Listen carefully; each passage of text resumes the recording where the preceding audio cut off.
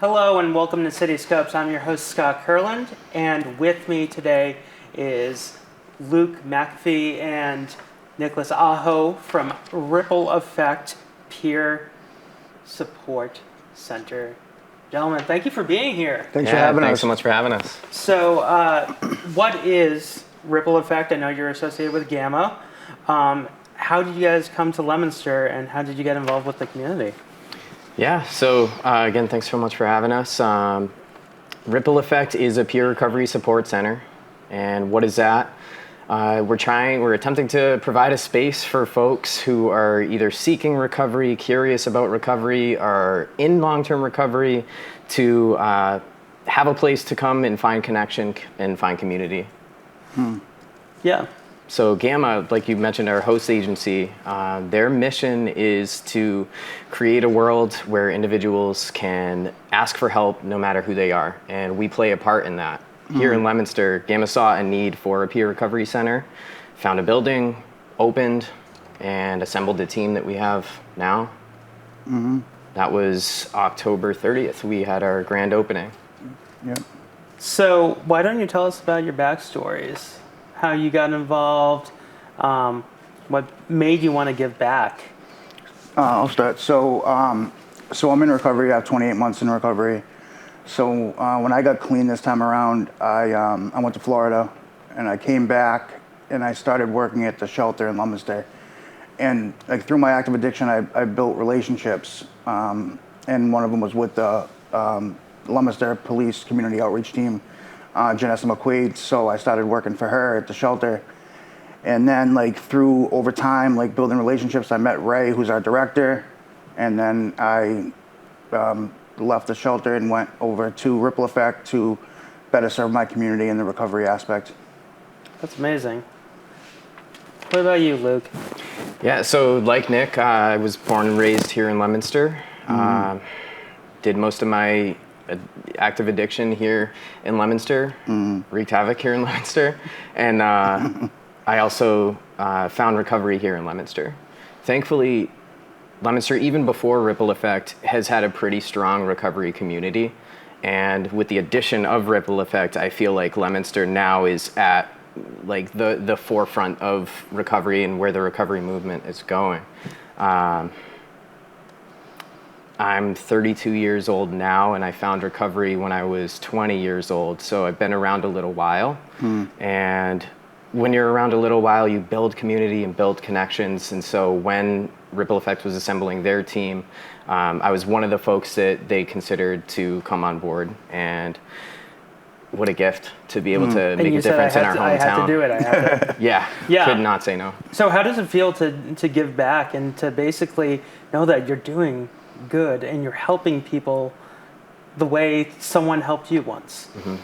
So with me, giving back what was so freely given to me is it's fulfilling for me, and it's not about a paycheck, and just knowing that in the community where I did damage to, that I'm able to help people, because it's attraction, not promotion, recovery, right? So people seeing how Nick used to be and now how Nick is today, and the amount of clean time that he has, and he's able to give back to the community and just give this recovery, give it away.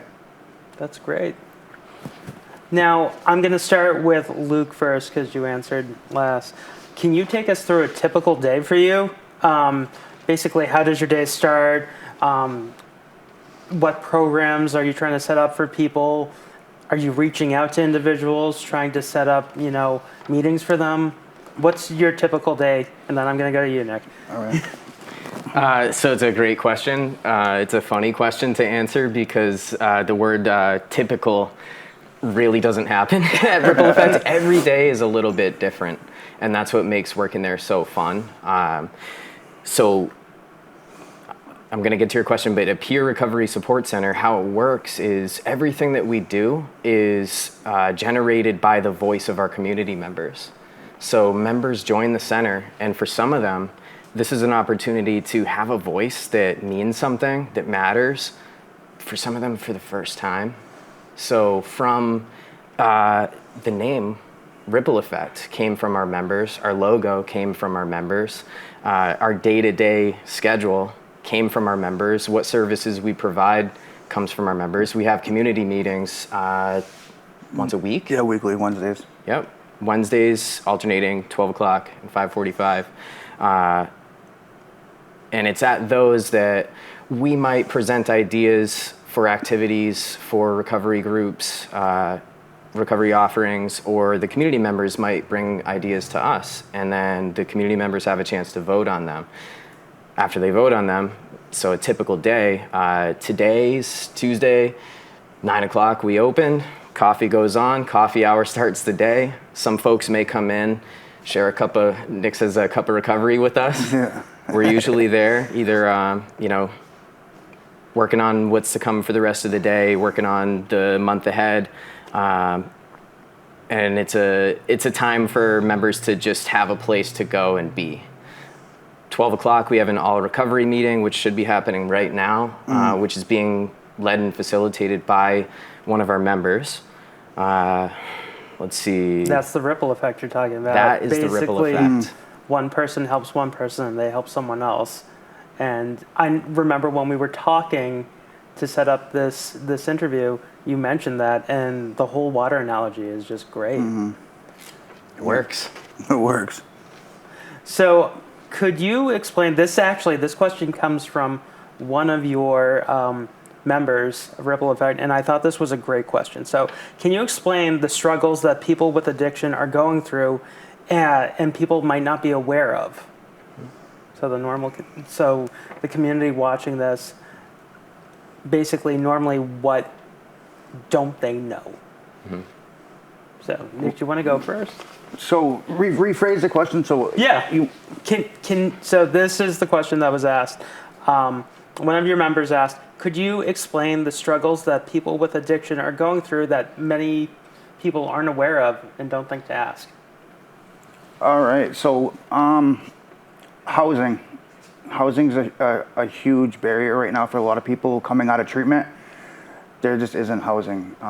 There's a lot of services for housing, like with CHAMP and RAFT and all that type of stuff.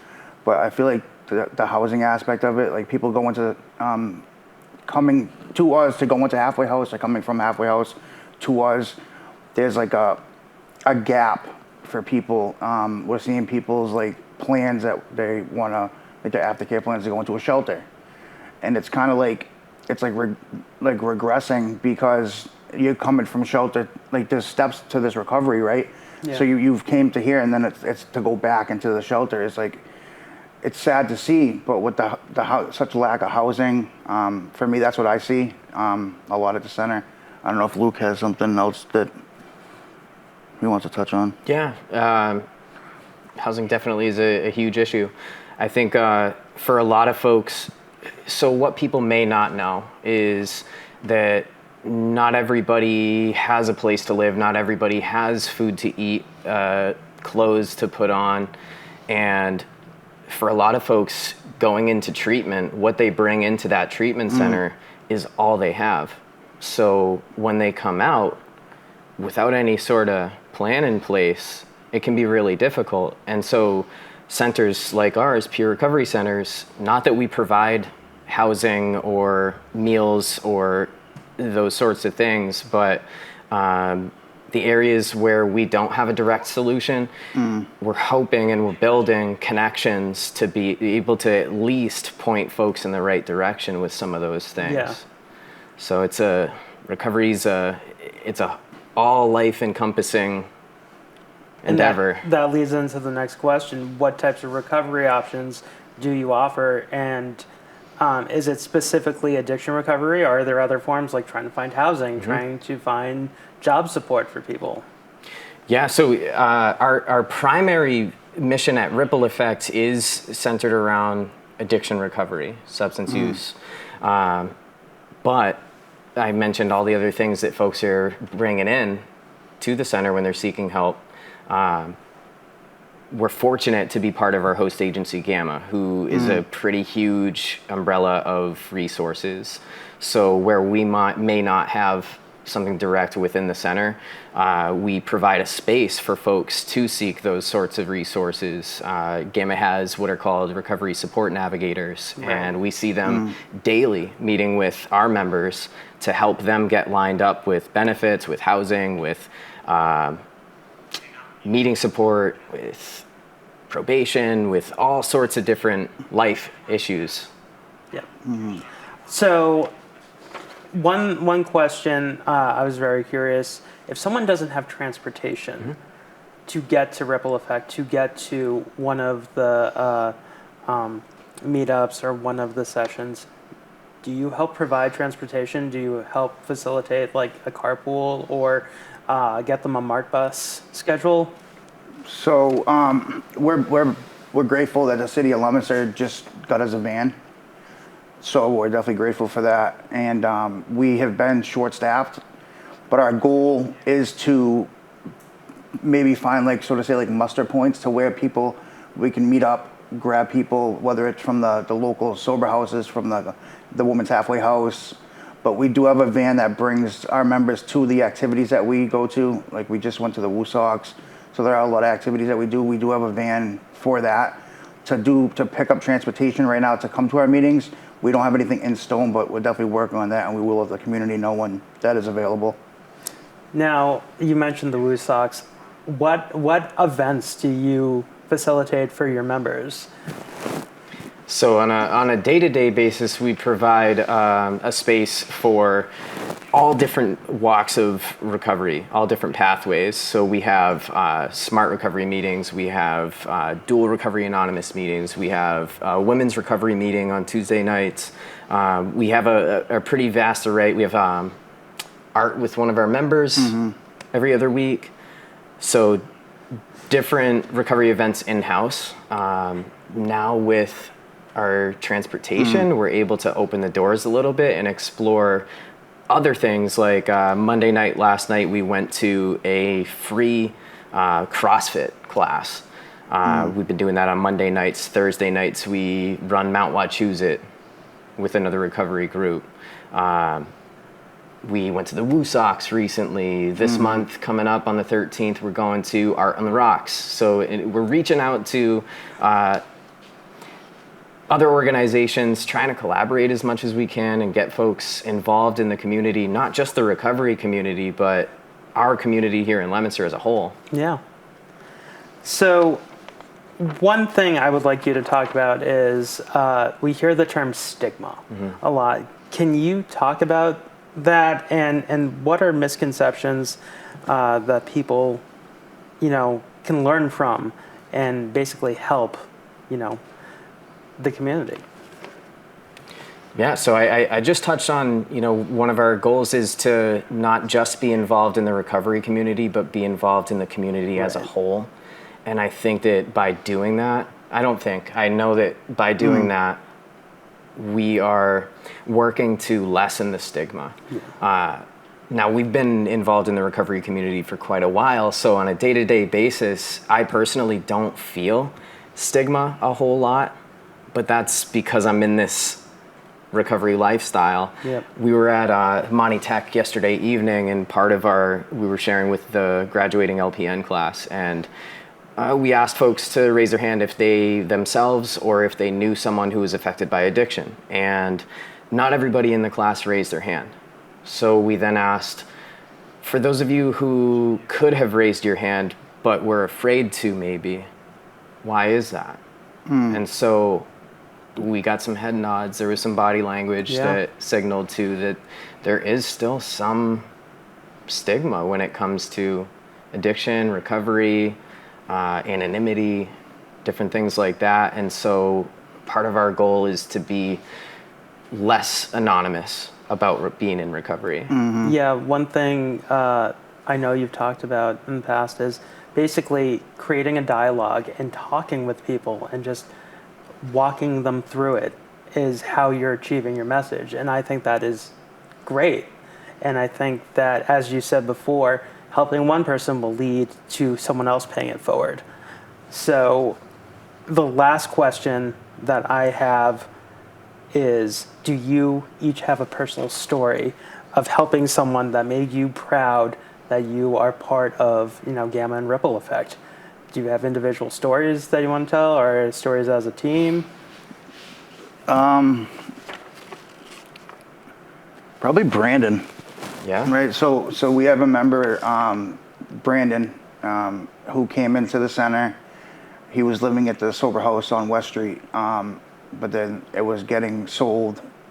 So he was coming down to our center, looking for a place to stay, and through the network that I had built, so I was able to get him into the shelter.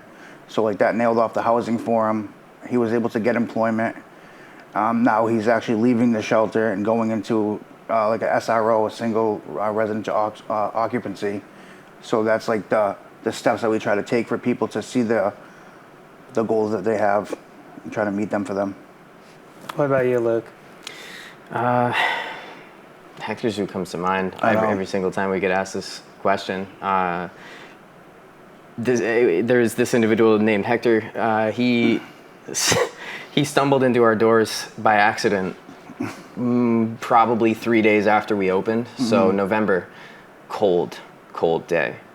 He walked in, grabbed a cup of coffee, sat down, and we got to know him a little bit, got to know his situation, and he had no place to live, no benefits. I'm not sure whether or not he was even sober that day, but from that day, he was with us every single day, from pretty much open to close, became a volunteer, helped us, became very involved in our recovery meetings, our outside activities.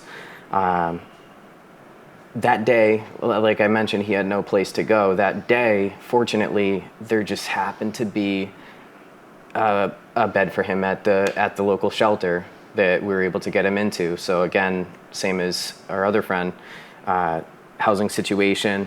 We were able to help him with, before the bus passes were free for the year, we were able to provide assistance with a bus pass so that he could get to and from the shelter to Ripple Effect every day.